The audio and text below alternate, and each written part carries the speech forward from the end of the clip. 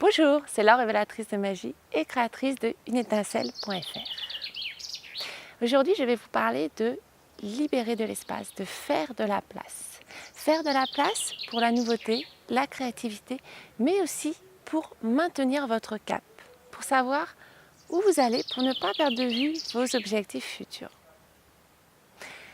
Récemment, je suis partie de Facebook. Alors, partie sur mon profil, j'ai toujours le groupe Multipotentialité Pourquoi choisir. J'ai gardé juste les groupes et je ne vais plus du tout sur mon profil.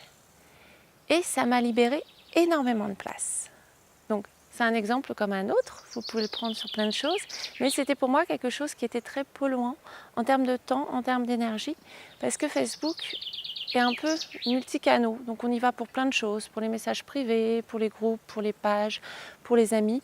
Et résultat, je trouvais que c'était quelque chose qui impactait beaucoup dans mes journées. J'y allais trop souvent, c'était trop dans mon esprit. Et donc j'ai décidé de libérer cet espace. Et j'ai vraiment senti une ouverture. Le fait de dégager du temps sur des petites choses, puisque c'était des petites actions, m'a vraiment donné un espace pour accueillir d'autres choses. Et c'est vraiment de ça dont je veux vous parler. C'est d'être conscient du temps que vous mettez, mais aussi de l'espace physique, peut-être que vous mettez aux choses, pour savoir vraiment si vous ne vous perdez pas en route. Parce que c'est un peu ça le problème. Alors, je vais vous donner un exemple, une métaphore que j'aime beaucoup, peut-être la connaissez-vous, parce qu'elle est assez courante, c'est celle des cailloux, du sable, des pierres et de l'eau. Donc, en gestion du temps, par exemple, si vous commencez par... En général, on dit que l'on va passer les gros cailloux, donc ces gros projets, ce qui vous prend beaucoup de temps. Vous prenez un bol, un grand bol, et vous mettez les gros cailloux. Donc là, vous avez l'impression que c'est plein. Vous avez posé tous vos gros cailloux. Mais vous pouvez encore, on va dire les grosses pierres, mais vous pouvez encore mettre des petits cailloux. Les petits cailloux, ils vont glisser entre les grosses pierres, ils vont se positionner. Là, pareil, vous avez l'impression que c'est plein. Et ça ne l'est toujours pas. Vous pouvez toujours mettre du sable, par exemple. Donc le sable, pareil, il va glisser. Toutes petites actions vont venir. Vous avez toujours l'impression que c'est plein. Eh ben non, vous pouvez encore mettre de l'eau. Après l'eau, quand même, ça va être rempli. En revanche, si vous faites l'inverse, vous commencez par l'eau ou le sable, ou même les petits cailloux. Pas vos grosses pierres, donc vos gros projets. Vous ne les rentrerez jamais. Ça sera plein et il n'y aura plus du tout de place pour vous. Alors, j'aime vraiment cette métaphore parce que elle représente bien comment on peut se perdre avec des petites actions, des petites choses à faire, les mails, les réseaux sociaux, mais plein d'autres choses. On en a toujours. On a toujours l'impression d'en avoir, surtout à l'heure actuelle. Et ces petites actions, elles peuvent remplir tout notre temps. Et on peut avoir l'impression d'être surchargé avec plein de petites actions et perdre le sens de ce que l'on veut vraiment faire, mais même se laisser embarquer dans toutes ces petites actions et à un moment donné se dire oui mais je ne fais jamais ce que je veux, je n'avance jamais sur mes projets personnels ou même professionnels. On peut aussi se perdre dans le professionnel par plein de petites actions, ne pas faire vraiment le centre, ce qui vraiment nous fait avancer dans notre activité, parce que justement on est perdu dans toutes ces actions. Donc c'est vraiment laisser de l'espace pour ces cailloux. Ça c'est une première chose. C'est vraiment, alors moi c'est ce que j'appelle aussi, ce que j'englobe de manière plus large dans tout ce qui est simplification. La simplification ou désencombrement, qui est pas mal utilisé, mais à tous les niveaux, c'est pas seulement au niveau physique. Le niveau physique, c'est important effectivement pour ressentir que nous avons de l'espace autour de nous. Déjà, rien que physiquement, si on est perdu sous un amas de choses, on peut se sentir assez vite oppressé. Mais c'est aussi en termes virtuels. C'est l'exemple que je vous ai donné par exemple avec les réseaux sociaux, avec les mails, avec les messages qui bipent tout le temps sur notre portable. Ça va être également au niveau des tâches, justement, de tout ce que vous faites, de tout ce que vous faites dans votre journée. Est-ce que ce sont des choses vraiment importantes pour vous? Est-ce que ce sont des choses qui vous font avancer vers votre but? Ou est-ce qu'en fait ce sont plein de petites choses qui vous semblent dans un premier temps indispensables, mais qui en réalité ne vous font avancer à rien? Et dans les faits, vous font plus perdre du temps et vous font du coup vous donnent l'impression d'être en oppression par rapport à ce temps. Alors qu'en réalité, toutes ces choses, vous pourriez peut-être les réduire, voire les supprimer. Donc, la simplification, c'est vraiment aborder les choses à plein de niveaux. C'est également dans nos pensées. Voir un peu nos pensées automatiques qui tournent, qui peuvent être dévalorisantes, qui peuvent être plein de niveaux. C'est voir justement en prendre conscience peut-être de tout ce qui tourne dans notre tête de manière assez fréquente qui nous fait perdre en concentration, qui nous stresse, toutes les petites choses qu'on a à faire, toutes les choses auxquelles on pense, toutes les idées qui viennent, peut-être trouver un moyen justement de calmer tout ça, ou en tout cas de les coucher sur le papier ou de les sortir. Voilà. Donc c'est vraiment, premier point, la simplification à tous les niveaux pour se donner de l'espace. C'est quelque chose qui se fait petit à petit, bien sûr. Le deuxième point, qui est très cohérent avec tout ce que je vous ai dit, c'est faire des pauses. Alors je vous en parle souvent des pauses, mais pour libérer de l'espace, c'est d'abord être conscient du temps que l'on passe à toutes ces choses. Et alors justement, ce que je vous disais juste avant, si vous êtes tout le temps perdu dans plein de petites tâches, vous courez tout le temps après le temps, à un moment donné, il y a une perte de sens, on ne sait plus trop pourquoi on fait ces choses-là, on sait juste qu'on doit les faire. Mais est-ce qu'on doit vraiment les faire?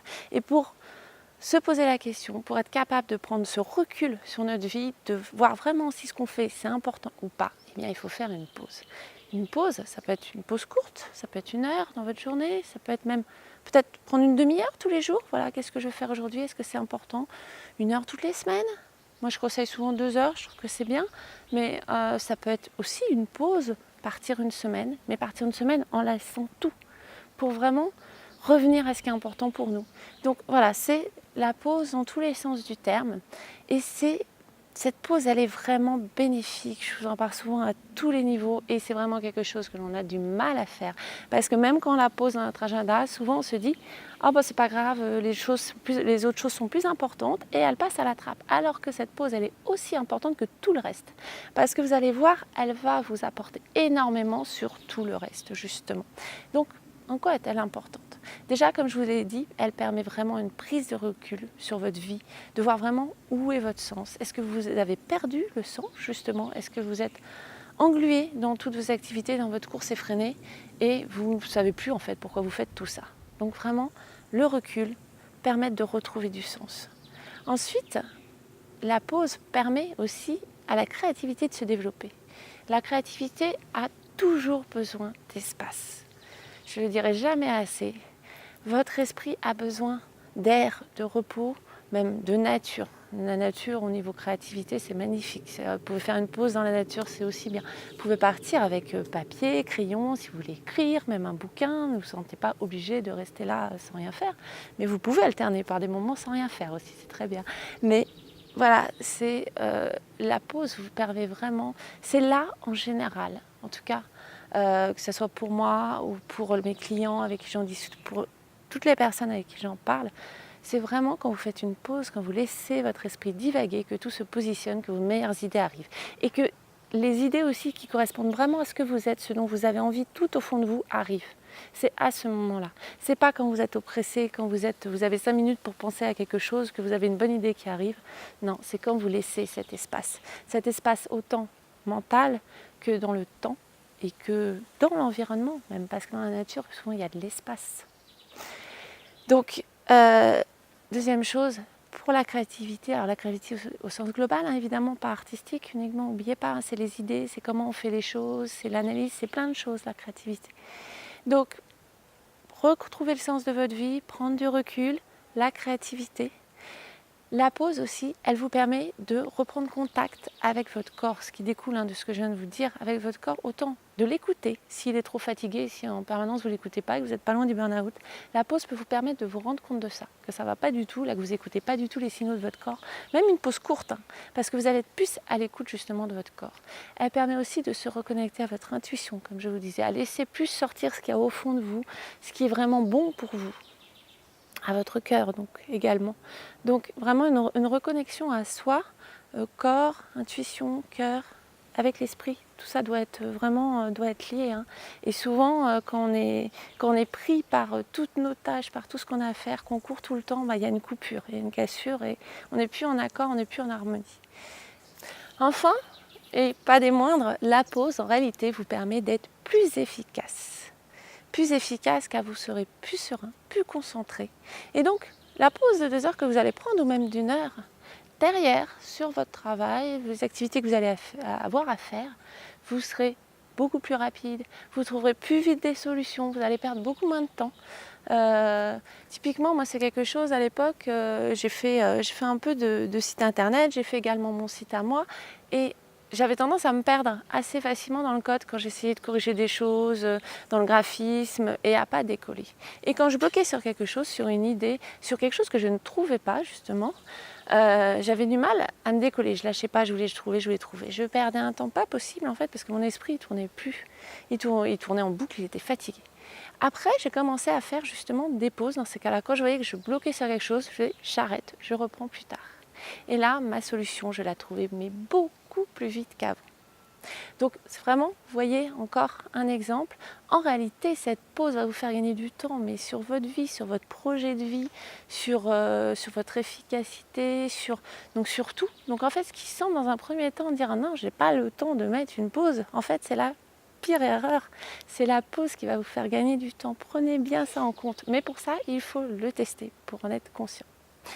Et enfin, libérer l'espace, effectivement, pour retrouver du sens, pour être conscient de où vous allez dans votre vie, mais aussi pour accueillir la nouveauté. C'est exactement, vous voyez, si vous avez votre journée qui est prise en permanence et même vos vacances qui sont tout le temps occupées, que vous n'avez pas une minute pour ajouter des choses ou pour prendre le temps d'avoir cette prise de recul, eh bien si quelque chose qui pourrait être très bon pour vous se présente, vous n'allez pas avoir le temps de l'incorporer. Ou vous allez dire je n'ai pas le temps. Parce que justement, vous n'avez pas ce recul pour vous rendre compte que cette chose a peut-être beaucoup plus d'importance que d'autres que vous faites. Ou vous allez carrément ne pas la voir. Vous serez tellement omnubilé sur ce que vous faites, sur toutes les tâches que vous avez à faire, sur votre stress, que en fait cette proposition va passer vaguement, ça va faire floup, et vous n'allez pas la retenir. Et vous allez peut-être passer à côté de quelque chose qui aurait été très important pour vous, très bénéfique. Donc, prenez aussi le temps de considérer ce qui arrive à vous et ce qui peut arriver. Et pour ça, il faut de l'espace.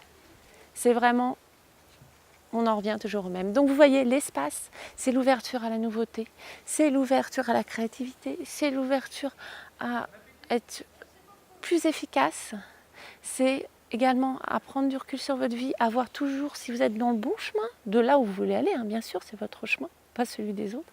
Donc c'est vraiment cet espace, il faut le choyer, c'est important, je dis, de le retrouver.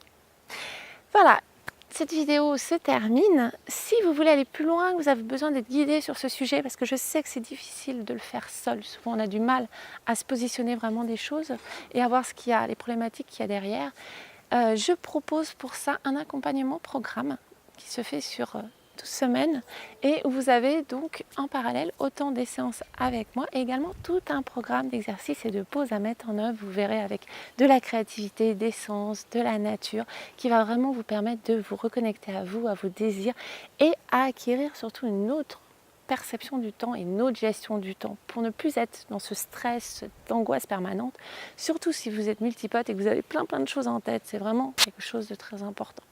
Par ailleurs, si vous êtes également, vous voulez aborder une reconversion professionnelle, c'est également, je le fais également dans un second accompagnement où on travaille en même temps cette partie reconnexion avec la reconversion, parce que c'est vraiment totalement cohérent ensemble. Plus vous êtes proche de vous, plus votre reconversion sera valable, plus vous irez vers vraiment ce que vous êtes. Et enfin, je vous mets également le lien vers l'article sur le temps que j'avais écrit, où vous avez encore plus en détail cette perception, la perception du temps, les notions de pause, les différentes pauses que l'on peut faire, comment on peut les mettre en œuvre, ce que ça apporte.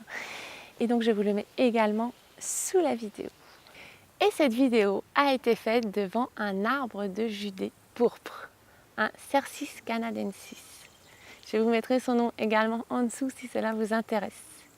Et justement, il nous accompagne pour faire de l'espace et se retirer pour prendre du recul sur tout ce qu'il y a autour de nous. Il fait même une jolie petite cabane en dessous.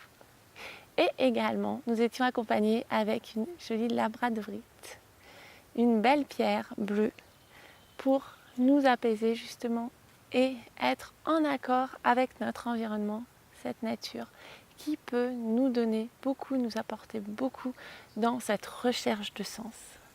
Je vous souhaite une très belle journée et je vous dis à bientôt.